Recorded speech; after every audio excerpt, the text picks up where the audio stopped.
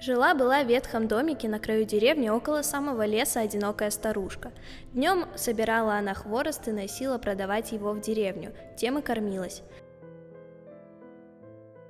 Разразилась как-то ночью сильная гроза. От грохота домик ходил ходуном.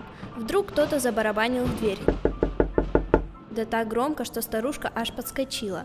Подкралась она к двери и спрашивает, кто там стучит, а ей в ответ: «Пустите обогреться доброго человека, я заблудился в лесу, вымок до нитки. Сначала скажи мне, кто ты есть». «Хосе». Старушка плохо слышала, а потому решила переспросить: «Кто ты говоришь?»